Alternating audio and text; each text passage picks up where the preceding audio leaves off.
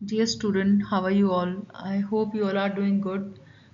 Today we will discuss about the various definitions of guidance, which is very important topic.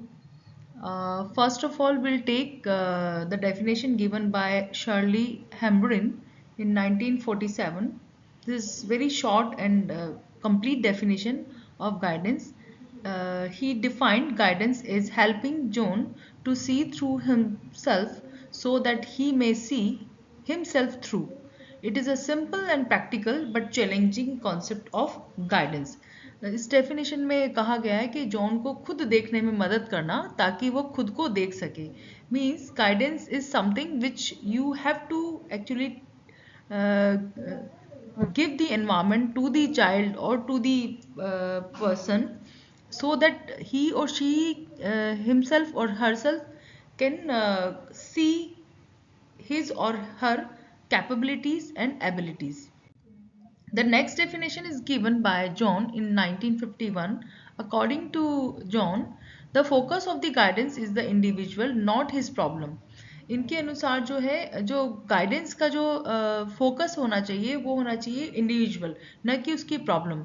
It's purpose is to provide the growth of the individual in self direction, providing an opportunity for self realization, and self direction is the key note of guidance. So इनके according जो हमारा focus होना चाहिए guidance का वो individual होना चाहिए, व्यक्ति होना चाहिए, व्यक्ति विशेष होना चाहिए, न कि उसकी प्रॉब्लम होना चाहिए.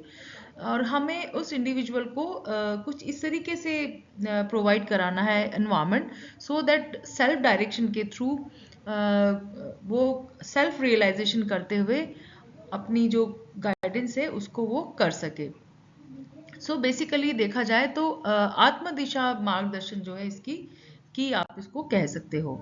ड्राइंग 1964 के according he points out that a common problem in defining guidance is one of keeping the definition short and sufficiently broad to be informative. He has attempted it by defining guidance in operational terms in two parts. Downing ने जो definition दी उसको हम दो भागों में distribute करके ही उसको हम सही तरीके से अंडरस्टैंड कर सकते हैं. और ये दोनों पार्ट्स हैं, एक तरीके से स्टेप्स होती हैं. फर्स्ट स्टेप आप जब पहले क्लियर करोगे उसके बाद ही आपको दूसरी स्टेप क्लियर करनी होती है जब हम बात करते हैं गाइडेंस की. तो first step is guidance is an organised set of specialised services established as an integral part of the school environment, designed to promote the development of the child or student and assist them towards a realization of sound, wholesome adjustment and maximum accomplishment commensurate with their personalities. So basically सबसे पहले हमें जो student है उसकी जो reality है उसकी maximum strength है उसको आइडेंटिफाई करना होता है. Then after we can suggest him with the help of positive attitude. Guidance is a point of view that include a positive attitude towards children and the realization that it supplements, strengthens and make more meaningful all other phases of a youngster's education. So basically Downing ने अपनी definition को दो action verbs में distribute किया हुआ है. सबसे पहले हमें उस बच्चे की जिसका कि हमें गाइडेंस प्रोवाइड कराना है उसके रियल पोजीशन को फाइंड आउट करना होता है और उसकी strength and weaknesses find out करना होता है और फिर हमें उसको सजेस्ट करना होता है कि उसे क्या करना है. उसके लिए एक तरीके से पॉजिटिव एनवायरनमेंट उसके लिए क्रिएट करना होता है. रूथ स्ट्रैंग की डेफिनेशन बहुत शॉर्ट एंड स्वीट डेफिनेशन है, बहुत ही अच्छी डेफिनेशन है. He explain the guidance is a process of helping. एक तरीके से ये प्रोसेस है, कैसा प्रोसेस है, हेल्पिंग ऑफ एन इंडिविजुअल, दूसरों को हेल्प करने का प्रोसेस है through his effort to discover and develop his potentialities for personal happiness and social usefulness. So basically we all are social animals और हमें सोसाइटी के अंदर अपनी यूटिलिटी को बनाए रखना होता है. साथ ही साथ हमें अपना हैप्पीनेस इंडेक्स भी मेंटेन करके रखना होता है। तो बेसिकली गाइडेंस जो है एक तरीका का प्रोसेस है जो व्यक्ति को अपनी कंप्लीट पोटेंशियलिटी को डेवलप करने में हेल्प करता है और साथ ही साथ सोसाइटी के लिए यूजफुल हम रहें और हमारा हैप्पीनेस इंडेक्स भी बरकरार रहे, इसके लिए स्टूडेंट को मोटिवेट करना रहता है। मैथ्यूसन ने 1962 में जो डेफिनेशन दी उसके according guidance as this systematic professional process, एक तरीके से सिस्टमेटिक प्रोफेशनल प्रोसेस है of helping the individual through education and interpretive procedure to gain a better understanding of his characteristics and potentialities and to relate himself more satisfactorily to social requirement and opportunities in accord with the social and moral values।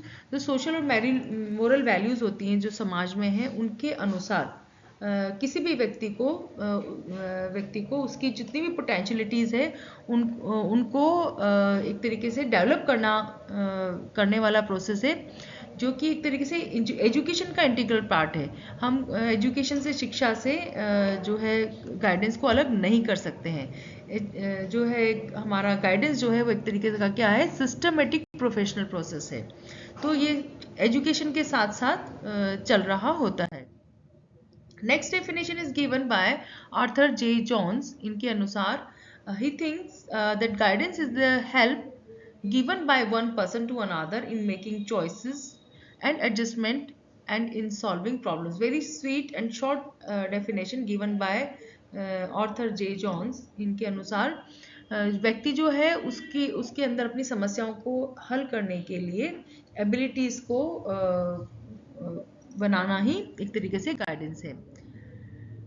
ट्रेक्सलर 1957 के अनुसार he considers guidance as a help that enable each individuals to understand his abilities and interest. सबसे पहले बच्चे की interest और abilities को understand करना है and then to develop them as well as possible and to relate the life goals. उनको उनकी एबिलिटीज और इंटरेस्ट को अंडरस्टैंड करते हुए उनके साथ में उसको इस तरीके से डेवलप करना, बच्चे की जो क्वालिटीज उनको इस तरह से डेवलप करना कि अपने लाइफ गोल को वो कोरिलेट कर सके and finally to reach a state of complete, और अपने गोल्स को वो अचीव कर सके and mature self guidance as a desirable member of the social order.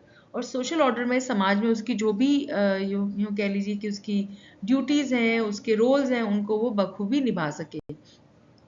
तो टेक्सलर ने जो डेफिनेशन दी है वो सोशियोलॉजिकल पर आधारित है। जो नेक्स्ट डेफिनेशन है which is given bye B.L. Shepherd. इनके अनुसार इन्होंने भी अपनी डेफिनेशन को 2 पार्ट्स में डिस्ट्रीब्यूट करके दिया है। Number 1 is the immediate objective in guidance is to help each people meet and solve his problem as they arise. सबसे पहला जो गाइडेंस का जो उद्देश्य है वो है कि उसकी जो भी इमीडिएट प्रॉब्लम आई है उसको तुरंत सॉल्व करना एंड देन द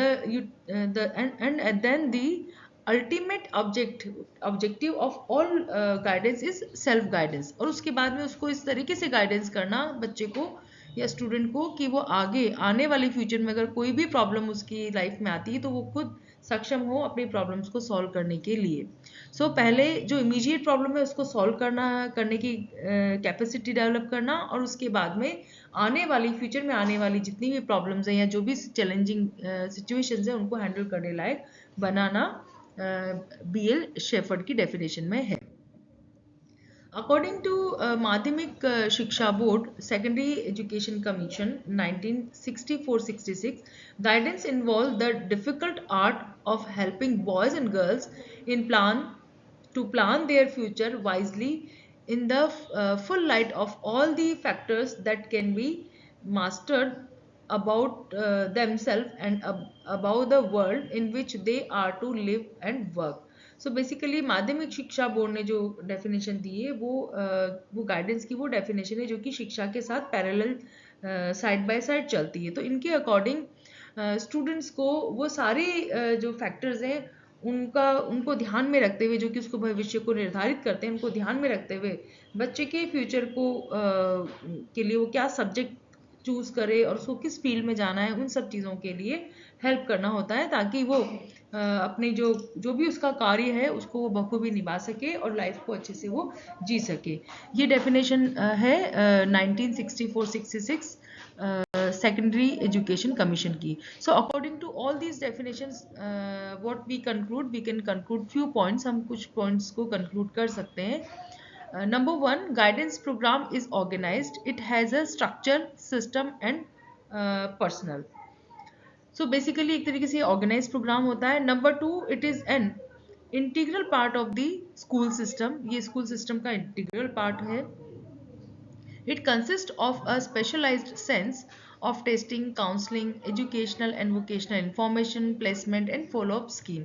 ये सारे एक तरीके से इसके स्टेप्स हैं जिनके थ्रू की गाइडेंस प्रॉपरली की जा सकती है। Number one, testing, then counselling, educational vocational information, placement कराना और बाद में फॉलो अप लेना। It's major aim is the promotion of student development, इसका मुख्य उद्देश्य है छात्र का विकास करना।